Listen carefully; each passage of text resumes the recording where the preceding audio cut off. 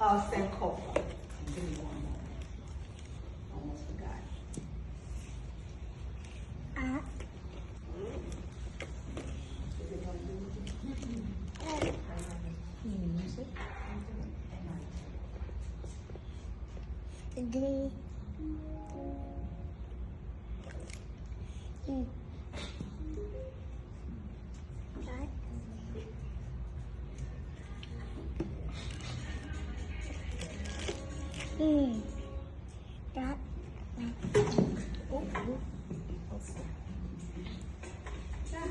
Rhythm, right? That's it. Come on.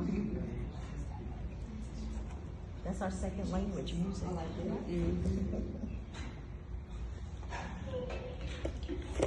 Okay, here we go. I won't touch it anymore. All right, just a little rhythm. Okay, so this is the story of Sankofa. Once upon a time, a long, long time ago, in a far, far away village called Plainfield, there was a bird named Sankofa. There was a bird named Sankofa. Can everybody say Sankofa? Sankofa. Sankofa. Okay. Sankofa was all that. Okay? She was bold. She was sassy. She was intelligent. Sankofa was kind, generous, and she was warm-hearted.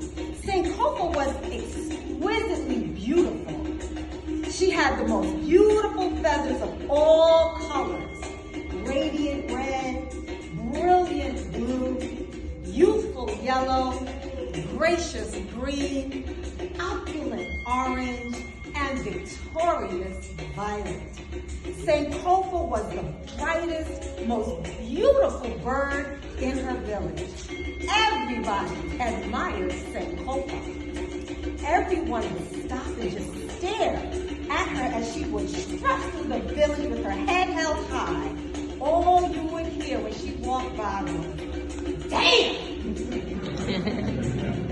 One day, Sankofa decided to leave her home village of Plainfield, and she traveled to a faraway land called Iowa. As she was walking around this strange new land, she encountered birds the look of which she'd never seen before. They looked very different from the birds she grew up with back in Plainfield. These birds looked sort of bland and unseasoned. They were monochrome in color. They were also very stiff, and they didn't strut in rhythm and style like she did. Well, these bland birds began to stare at Sankofa. "What's your name?" they asked. In reply, she sang her name as though it was a national anthem. "Oh, my name is Sankofa," she said. Well, the bland birds all began to laugh hysterically.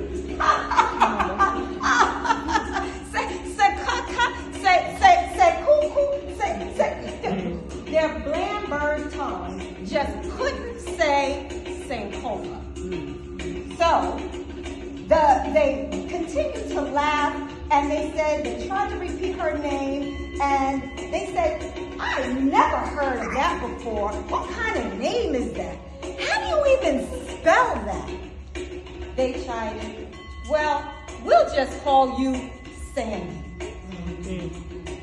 But those bland birds didn't just stop there. They made fun of her colorful feathers, her tall stance. They even made fun of her proud, wide strut. Sankofa began to cry. She felt completely dejected. Sankofa decided that she would leave the land of Iowa and make her way back to the village of Plainfield. When she reached back home, she yelled at the other birds in frustration, asking them, "Why did you lie to me? Why did you not tell me I was ugly?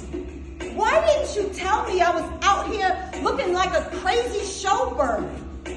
You had me walking around here thinking that I was better than I am. Why did you do this to me? Why didn't you tell me how bad I looked?" Sankofa broke down and cried. The village birds all looked at her with broken hearts as she cried herself to sleep. Later that night, the birds of Plainfield all gathered with their elders. How do we restore her? How do we repair our beautiful broken bird? What can we do to help her to see herself the way we see her? After many hours, they crafted an egg, a beautiful golden egg. But this was no ordinary egg. This egg had the wisdom and the knowledge of their people. It contained all of the history, all of the heritage, the culture, and the rich legacy of the birds of Plainfield. And it was infused with a sprinkle of that blackbird magic. As Sankofa slept, the elders snuck quietly into her room and they put the egg in her mouth. Sankofa awakened, confused, questioning, why the egg? The elders replied, this egg is your essence. It's what makes you, you. They asked, do you know what Sankofa means? What? She said curiously. It means go back and fetch it. We must go back to our roots, they explained, in order to move forward toward our future.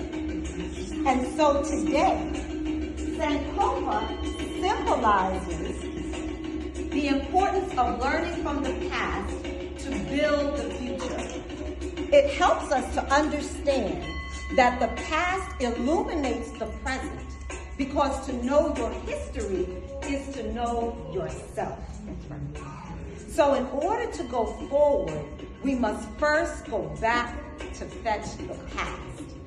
So whenever you see the Sankofa bird, you will always see her holding the egg in her mouth with her head turned backwards as she moves forward. Sankofa will forever remember and remind us that it is not taboo to go back and fetch what you forgot.